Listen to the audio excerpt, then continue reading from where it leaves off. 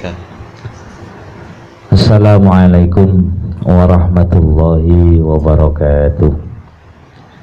Ila hadratin Nabi Mustafa Muhammadin sallallahu alaihi wasallam wa alihi wa ashabihi wa azwajihi wa li baitil kiram.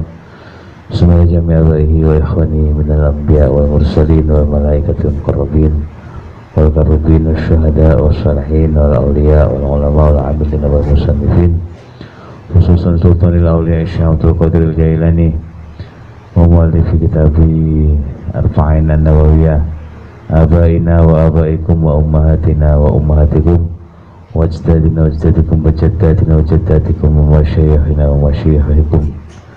Syaulillahi lahumul fatihah. A'udhu billahi minasyaitanir rajim. Bismillahirrahmanirrahim. Alhamdulillahi rabbil alamin arrahmanir rahim maliki yaumiddin. Iyyaka na'budu wa iyyaka nasta'in ihdinas siratal mustaqim siratal ladzina an'amta 'alaihim ghairil maghdubi 'alaihim waladdallin.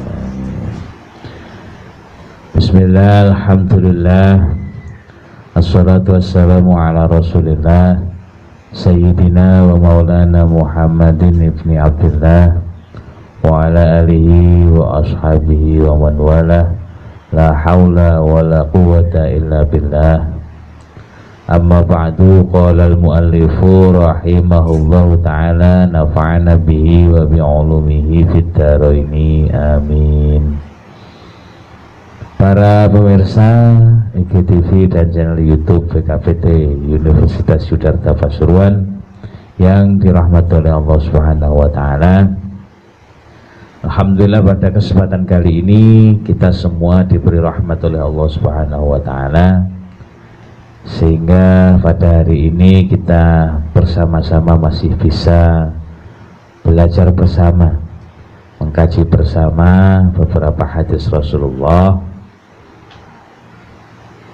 Dan semoga apa yang kita laksanakan pada hari ini, kita jalankan pada hari ini, selalu menjadi hal yang mendapatkan ridho dari Allah Subhanahu wa ta'ala. Para pemirsa rahimakumullah, ini kita melanjutkan hadis yang kemarin sempat terputus. Nah, ini. Yang sebelumnya Rasulullah mengajarkan, inni u'allimuka kalimatin ihfadillah yahfadka, ihfadillah tajidhu tujahaka. Nah, kemudian hadis selanjutnya, idza sa'alta fas'alillah, idza sa'alta, ketika kamu meminta, memohon, fas'al, maka memintalah atau memohonlah Allah kepada Allah. Wa idza sta'anta, dan ketika kamu meminta pertolongan, fasta'in billah, maka memintalah kamu pertolongan hanya kepada Allah. Ini perintah dasar daripada keyakinan kita. Kalau kita meminta sesuatu, yang pasti kita hanya boleh meminta kepada Allah. Kalaupun meminta pertolongan, kita pun hanya meminta pertolongan kepada Allah. Maka dalam suratul Fatihah sering kita mengucapkan lafaz yang hanya meminta kepada Allah. Iyyaka na'budu wa iyyaka nasta'in. Hanya kepadamu ya Allah kami menyembah, dan hanya kepadamu kami memohon pertolongan. Di sini juga sama. Kalau kita meminta, ya harusnya minta kepada Allah.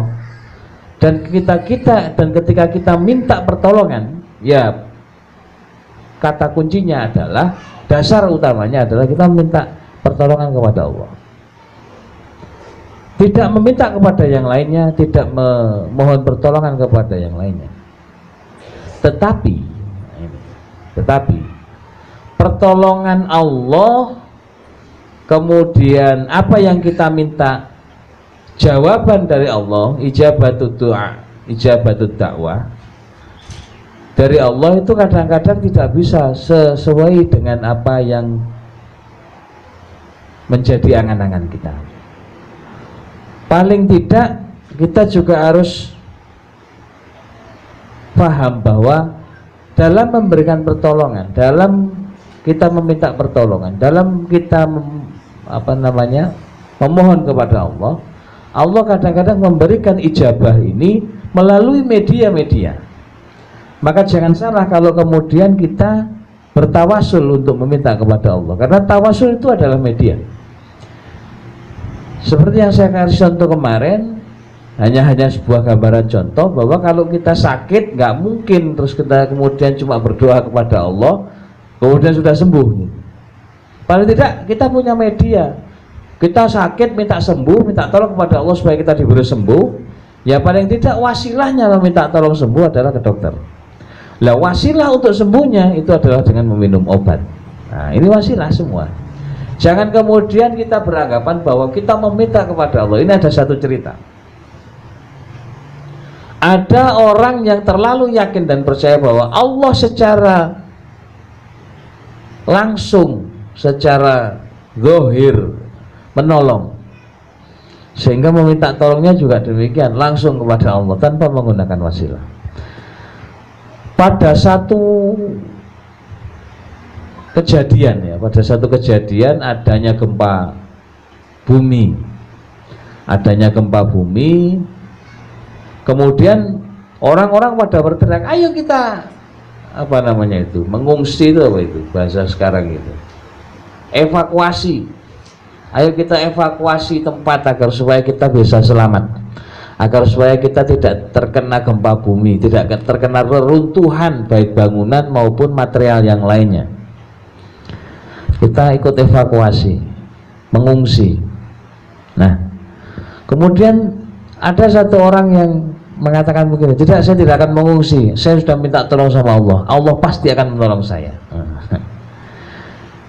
Kemudian tidak lama kemudian ada orang yang mencoba membantunya agar supaya terlepas dari masalah. Orang ini membawa gerobak agar supaya dia bisa cepat lari, larinya lebih cepat daripada kalau lari biasa. Apa dia jawab? Dia tolak. Enggak, saya sudah minta sama Allah, saya sudah minta tolong sama Allah, saya yakin Allah akan menolong saya. Lama-lama yang namanya orang tidak mau evakuasi ya terkena longsoran itu, longsoran bekas gempa bumi, entah longsoran rumah atau timbunan material yang lainnya. Nah pada saat dia meninggal, dia mencoba mau protes, gimana? Saya sudah minta tolong sama Engkau ya Allah, saya sudah minta kepadamu ya Allah untuk menyelamatkan saya, tapi nyatanya saya hari ini juga meninggal. Lah inilah kalau kita memaknai isti'anah dan su'al kepada Allah itu min ghairi wasilah. Untuk apa Allah memberikan sebuah hukum sebab akibat atau kausal? Wa ja'alna likulli syai'in sababan. Nah, dari sini kita harus sadar bahwa meminta kepada Allah itu satu kepastian yang harus kita laksanakan, dan kita harus yakin bahwa Allah menjawab apa yang kita minta, dan kita meminta tolong kepada Allah pun juga harus kita yakini sebagai bentuk keimanan bahwa pertolongan Allah itu pasti ada. Cuma ini tidak mungkin kemudian itu sepertinya langsung, paling tidak ada wasilah-wasilah, ada media-media lain yang membantu pertolongan, memberikan pertolongan kepada kita. Dijawab oleh malaikat, lah perasa kamu nggak nyadar apa ketika ada orang mengajak kamu evakuasi, mengungsi, itu sebenarnya bentuk pertolongan Allah melalui media seseorang. Sampai pada akhirnya ada orang yang mengajak kamu naik gerobak supaya larinya cepat, tidak terkena reruntuhan material. Itu apa kamu kira dia digerakkan? Tidak digerakkan oleh Allah, dia bergerak sendiri? Tidak, semuanya digerakkan oleh Allah. Maka di sini fungsi daripada kita harus paham isti'anah, ya kan, pertolongan dari Allah, ma'unah dari Allah, itu ya bisa berupa media-media. Satu contoh lain, kita minta kepada Allah, ya Allah saya mohon rizki yang banyak. Ya, biasanya kalau teman-teman itu mentafsiri rizki dalam tanda kutip ini kan ada uang, ada material duit gitu kan. Oke lah, kita gambarkan paling kecil itu, padahal rezeki itu sangat luas, sangat banyak sekali, tidak hanya berupa keuangan. Kesehatan itu sangat luar biasa. Kita punya sehatnya badan, ini rezeki yang luar biasa. Coba kita misalnya kita bandingkan, kita pegang uang satu hari cuma 10.000, tapi dengan 10.000 ini ketika ada teman yang nawari makan sate dan gulai ditambah duren, itu masuk ke mulut dan ke perut kita dengan aman dan nyaman, tidak ada gangguan sama sekali. Dengan dibandingkan kita hari ini bisa pegang uang 100 juta, tapi duren dilarang, sate dilarang, gulai tidak boleh, makan makanan yang agak manis nggak berani, takut diabetes, ya kan? Kemudian makan terlalu banyak juga tidak boleh, khawatir nanti obesitas atau over kolesterol, asam uratnya juga naik. Akhirnya makannya apa ya, cuma nasi separuh, paling banyak 5 suapan, kemudian ikannya juga paling enak itu tempe digodok. Terus mana kenikmatan materi yang Anda miliki dengan 100 juta tadi itu? Tapi kalau 10.000, apalagi kalau pegangnya 100 juta boleh makan segala sesuatu, wah ini nikmat yang luar biasa memang. Itu yang super. Nggak semua kan, nggak semua. Banyak yang Allah kasih materi tapi kemudian Allah batasi dalam banyak hal. Artinya rezeki itu tidak hanya materi, tapi kita sekarang hari ini kita kasih contoh yang materi. Apa kemudian terus Allah akan turunkan hujan dari langit, uang 100 ribuan pas di depan kita? Ya tidak mungkin ya. Karena apa? Mungkin Allah melewatkan itu melalui niaga kita, melalui hikmah kita, melalui pelayanan kita, melalui banyak hal. Kita berniaga, Allah mengirimkan orang untuk beli barang dagangan kita, kemudian dagangan kita diganti dengan uang, dan uang itu ada keuntungan bagi kita. Nah, keuntungan itulah keuntungan materi yang Allah berikan kepada kita melalui media perdagangan tadi. Atau misalnya pelayanan kita mempunyai pekerjaan tetap, kemudian kita bekerja, kemudian kita digaji. Nah, gaji inilah yang Allah berikan kepada kita bentuk rezeki yang berupa materi melalui media usaha itu tadi. Yang bertani juga demikian, menanam tumbuhan dan lain sebagainya, kemudian oleh Allah diberi tumbuhannya itu subur, diberi kemakmuran, kemudian tidak di kemakmuran berarti di sini tidak diserang oleh wabah dan lain sebagainya, wereng dan lain sebagainya. Kemudian ketika panen dengan hasil maksimal, dapatnya melimpah. Nah, ini juga rezeki yang Allah berikan melalui media pertanian. Para pemirsa rahimakumullah, saya kira untuk sementara ini dulu yang bisa kami sampaikan. Nanti mungkin besok kita lanjutkan pada hadis yang selanjutnya. Ini kelanjutan dari matan hadis ini. Sedikit yang kami sampaikan dengan iringan hidayah dari Allah Subhanahu wa taala. Semoga bisa menjadikan ilmu yang bermanfaat bagi kita semua. Amin amin amin ya rabbal alamin. Akhiran, Allahu a'lam bishawab. Wallahul muwaffiq ila aqwamit thoriq. Wassalamualaikum warahmatullahi wabarakatuh.